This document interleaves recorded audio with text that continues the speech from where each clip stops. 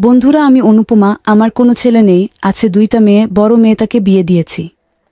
জামাইকে আমরা আমাদের ছেলের মতো দেখি, সেও আমাদের ছেলের মতো দায়িত্ব পালন করে। আমার ছোট মেয়ের পড়াশোনার খোঁজখবর রাখাও ওর বিশেষ দায়িত্ব। সেইটা সে নিষ্ঠার সাথেই পালন করে। আমার স্বামী ব্যস্ত মানুষ, সরকারি চাকরি করেন। ঘুষ খান বলে অফিস ছেড়ে কোথাও যান না। ঘুষ খেলে নাকি সংসার ঠিক থাকে না, কথাটা আসলেও সত্য। ছোট মেয়েটা ক্লাস 8-এ থাকতেই প্রেম করা শুরু করে দিয়েছে। যাই হোক, প্রায় 1 বছর যাবত আমার পিঠে ব্যথা। আমার বড় মেয়েকে নিয়ে 3-4 জন ডাক্তার দেখাইছি, সব পরীক্ষা নিরীক্ষা করা শেষ। কোনো ডাক্তার আমার রোগ ধরতে পারে না, সবাই বলে আপনি তো সুস্থ আছেন। তাই কোনো উপায় না পেয়ে একদিন বড় জামাইকে ফোন দিয়ে প্রায় কাঁদতে কাঁদতে ওকে বললাম, বাবা, তোমার সুর তো আমাকে নিয়ে যাবে না, তুমি আমাকে ইন্ডিয়া নিয়ে চলো বাবা। তখন আমার স্বামী কাছে ছিল, সে ফোনটা নিয়ে জামাইকে বলল, বাবা, তোমার শাশুড়িকে তো বুঝাতেই পারছি না, কিচ্ছু হয়নি, কিছু টাকা নষ্ট করবে আমার, তাই ইন্ডিয়া যাওয়ার জ্ঞান ধরেছে, তুমি একটু ওকে নিয়ে ইন্ডিয়া যাও। জামাই বলল, ঠিক আছে বাবা, আমি আপনার মেয়ের সাথে কথা বলে সিদ্ধান্ত নেই। আমি জানি আমার মেয়েও জামাইকে অনুনয় বিনয় করেছে আমাকে নিয়ে যাওয়ার জন্য। পরের দিন ওরা সবাই আমাদের বাড়ি চলে আসলো। জামাই এসে আমার সব কাগজপত্র নিয়ে পাসপোর্ট করতে দিল। জামাইয়ের আগেই পাসপোর্ট ভিসা ছিল, কারণ ওর মাঝে মাঝে ইন্ডিয়া যেতে হয় অফিস ও ব্যবসার কাজে। 15 দিনের মধ্যে কাগজ রেডি হয়ে গেল। ঢাকা থেকে কলকাতা ট্রেনে, তারপর কলকাতা থেকে বিমানে চেন্নাই। জামাই মেয়ে আগে স্টেশনে গেল, এরপর আমার স্বামী আমাকে নিয়ে আসলো। কিন্তু আমি ভীষণ সেজেছি, তা কারোর চোখ এড়ায়নি। এরপর আমরা সবাইকে বিদায় দিয়ে এসি কামরায় উঠে গেলাম, 4 জনের কেবিন। বাকি 2 জন যশোর থেকে উঠবে, ভালোই হলো, এর মধ্যে একটু ঘুমিয়ে নেওয়া যাবে। এর মাঝে আমি আমার ফোন বের করে ওকে কয়েকটা ছবি তুলে দিতে বললাম। জামাই আমার ছবি তুলে দিল, আমি বেশ পোজ দিলাম। তারপর ও বলল, আম্মা, এই সময় একটু ঘুমিয়ে নেন, ভালো লাগবে, আর কেবিনে কেউ নাই। আমি ঠিক আছে বলে একটু দাঁড়িয়ে ওড়নাটা খুলে ব্যাগের উপর রাখলাম। এরপর আমি মিনিট 10-এর মধ্যেই ঘুমিয়ে গেলাম। কলকাতা পৌঁছে একটা হোটেলের উদ্দেশ্যে ট্যাক্সি নিলাম। 1 রাত হোটেলে থাকব, পরের দিন দুপুর 3টায় ফ্লাইট, তখন বিকাল 6টা বাজে। জামাই হোটেলের কাউন্টারে যেয়ে 2টা সিঙ্গেল রুম চাইল। সাথে সাথে আমি চিল্লিয়ে উঠে বললাম, বাবা, আমি একা এক রুমে থাকতে পারবো না, খুব ভয় লাগবে দেশের বাইরে এসে। তখন ম্যানেজার বললেন, কিন্তু ম্যাডাম, ডাবল বেডরুম এখন আমাদের খালি নাই। আমি বললাম, তাহলে অন্য জায়গায় যাই আমরা। ম্যানেজার তখন প্রস্তাব দিল, স্যার, একটা কাপল বেড আছে, চাইলে ওখানে থাকতে পারেন। তখন আমার জামাই বলল, তাহলে ওটাই দেন। আমি মুখ নিচু করে আছি। হোটেল বয় আমাদের ব্যাগ নিয়ে চলল, আমরা তার পেছন পেছন।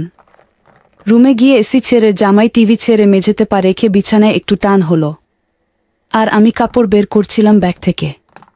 তখন জামাই বলল, আম্মা, তাহলে আপনি চেঞ্জ করে ফ্রেশ হয়ে নেন। এই বলে সে রুমের লাগোয়া বারান্দায় যেয়ে দাঁড়ালো। এই ফাঁকে আমি গোসলটা সারলাম, তারপর নতুন বানানো একটা টাইট মেক্সি পরে বের হয়ে জামাইকে ডেকে বললাম, যাও ফ্রেশ হও, আমার হয়ে গেছে। এদিকে আমি বিছানায় আমার সব কাপড় রেখে ড্রেসিং টেবিলের সামনে চুল শুকাচ্ছি।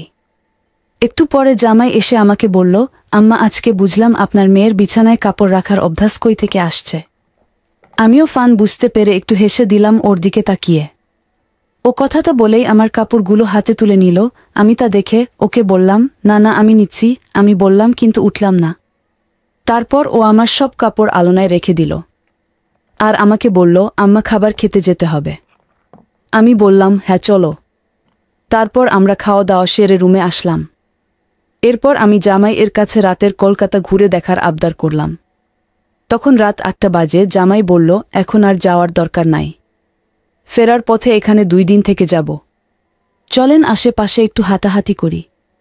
এরপর আমরা বের হয়ে কিছুক্ষণ হাঁটাহাঁটি করলাম, স্ট্রিট ফুড খেলাম কিছু, রাতের খাবার 2 প্যাকেট কাচ্চি নিয়ে রুমে ফিরলাম। রুমে এসে জামাই ফ্রেশ হতে গেল, তারপর ও এসে আমাকেও ফ্রেশ হতে বলল। তারপর আমিও ফ্রেশ হয়ে ওর পাশে বসলাম। ও টিভি দেখছিল। একটু পরে ও বলল, আম্মা, একটু ঠান্ডা লাগছে, এসি কমিয়ে দিব। আমি শুধু মাথা নাড়ালাম। তখন রাত প্রায় 10টা বাজে। কিছু সময় পর ও বলল, কম্বলের ভেতরে আসেন। আমিও ওর এই কথার জন্যই ওয়েট করছিলাম। তবে কম্বলটা 2 জনের জন্য ছোট হয়ে যায়, তাই 2 জনের গা লেগে গেল একে অপরের সাথে। 2 জনই টিভির দিকে তাকিয়ে আছি। এর মধ্যে আমার মেয়ে ফোন করল আমার কাছে। আমি ফোন কেটে দিয়ে ফোন দিলাম। মেয়ে ফোন দিয়ে জিজ্ঞেস করছে তোমার জামাই এর রুম কোথায়। আমি ওকে মিথ্যা বললাম যে আমার রুম থেকে অনেক দূরে, পাশাপাশি রুম পাওয়া যায়নি। জামাই খাবার টাবার দিয়ে চলে গেল, আমি টিভি দেখি। আরও কথা হলো সারাদিন কি করলাম সেসব নিয়ে। এর মাঝে জামাই আমার উপর একটা হাত রাখল। আমিও ওর দিকে ঘুরে চমকে উঠলাম। আমি ওকে সরিয়ে দিয়ে বুঝালাম আমি কথা বলছি। তারপর আমি মেয়েকে বললাম, এখন রাখ মা, আমি একটু ওয়াশরুমে যাব, পরে ফোন দিব। এরপর ফোন রেখে ওকে কাছে টেনে নিয়ে বললাম, বোকা ছেলেটা আমার, এত টাইম লাগে একটা মেয়ের মন বুঝতে। ও বলল, আপনার জন্যই টাইমটা বেশি লাগলো। তখন আমি ওকে বললাম, আমার একটাই চিকিৎসা বাবা, তোমাকে পাওয়া। শুধু এই দিনটার জন্য আমি সেই তোমাদের বিয়ের দিন থেকে অপেক্ষা করে আছি। আর আমার পিঠে কোনো ব্যথাই নাই, তাই বাংলাদেশের কোনো ডাক্তার সেইটা ধরতেও পারেনি। তোমাকে নিয়ে এখানে আসার প্ল্যান ছিল আমার। এখন শাশুড়ির এত কষ্টের ফল দে বাবা। ও বললাম, হ্যাঁ, আপনার আর কোনো কষ্ট থাকবে না, সব কষ্ট দূর করে দিব। আমি বললাম, প্রতি সপ্তাহে অন্তত একদিন আমার বাসায় আসবি, আর কিচ্ছু চাই না আমি, সারা জীবন তোর সুর এর কাছ থেকে আমি এক বিন্দু সুখ পাই নাই। তুমি জাস্ট চেন্নাই হাসপাতালের নাম দিয়ে ভুয়া কিছু কাগজপত্র বানাও। টিকিটের টাকা যত ফেরত দিয়ে দিবে, আর চিকিৎসার সব টাকা নিয়ে একদিন পর এখান থেকে গোয়াচি বিচে যাব, ওখানে হানিমুন করব আমরা। আমার কিপ্টা জামাইয়ের ঘুষের টাকা সব খরচ করেই যাব।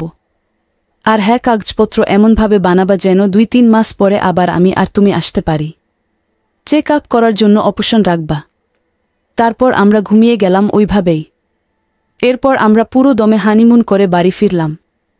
তারপর আমরা ডাক্তার দেখানোর নাম করে প্রায় আসতাম আর হানিমুন করতাম।